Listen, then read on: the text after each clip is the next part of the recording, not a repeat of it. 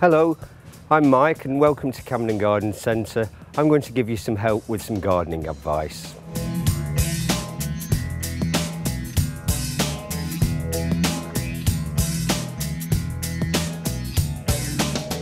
I'm going to show you how to grow on seedlings, or as we term it, pricking out seedlings. What you need for that are the seedlings, and here we have some Cape gooseberries. You'll need a container to grow the seedlings in, and this is a standard seed tray. As you can see, it's got drainage holes through the bottom to let the excess water escape from it. It's important that the container is clean.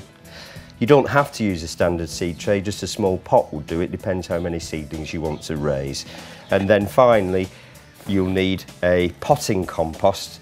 The seeds were germinated in a seed compost, but at this stage you would need to move them out of the seed compost into a compost that contains more nutrients. And John Innes potting compost number 2 is ideal for this. John Innes is a recipe. People can actually make their own John Innes. If you didn't want to use John Innes compost, then a multi-purpose compost will do just as well. So I'm going to put the compost in the seed tray now. And it's important that you use a proprietary compost. You shouldn't use soil from your own garden. It wouldn't have the right texture, and there's a danger that the soil from the garden would contain pests and diseases and weed seedlings, and so you would get weeds growing up in your seed container. These proprietary composts are pasteurised to kill off any weed seeds and pests and diseases in the soil.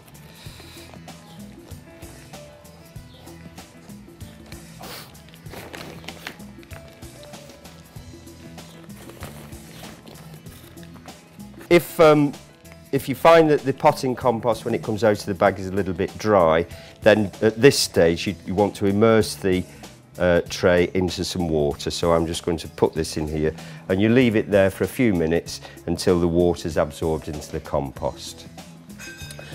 This compost is quite moist, so I don't really need to do that. And now I'm going to prick out the seedlings. You need a little stick or a pencil. I'm going to use a ballpoint pen here to take the seedlings out of the seed tray. It's important at this stage that you only handle the seedlings by the leaves and not by their stems. A seedling has only got one stem, and there's a danger that you may bruise or crush that stem and injure the plant. So I'm going to hold the seedling by its leaf, put the dibber directly underneath there, tease the seedling out of the compost, trying to minimise root damage as much as possible.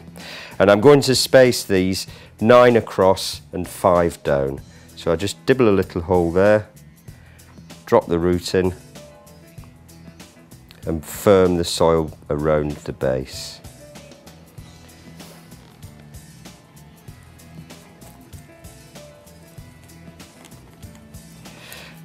It's important when you're doing this to space the seedlings apart in the new tray as evenly as possible. If you've got an uneven distribution of your little seedlings, then they're going to grow unevenly as well.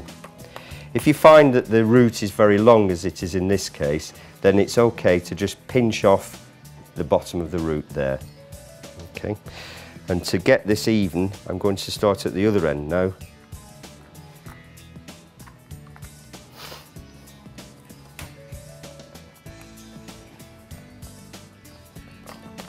In the centre.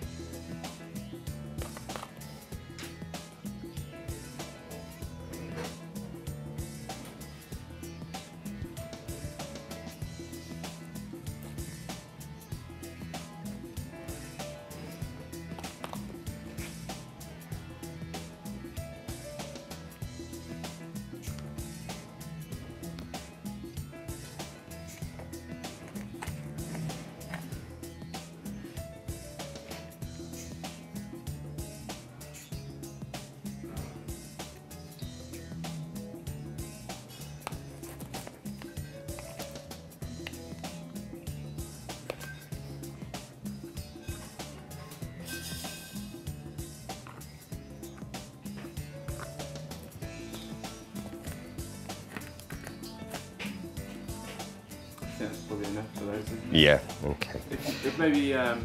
Well, I was thinking if you do, let me do, because that's 9, 5, and then you've got a grid to work to. So if you just let me put these in, yeah?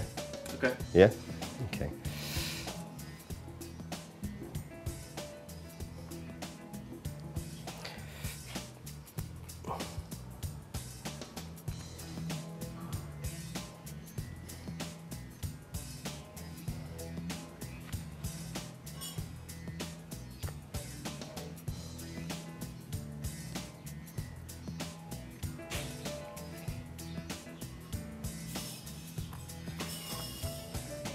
And now I've got a guide to work to there, and I just carry on working across, keeping my rows as even as possible.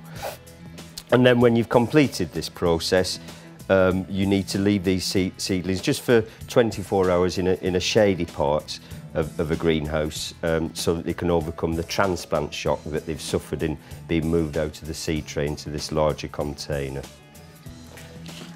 And that's how you prick out seedlings in containers.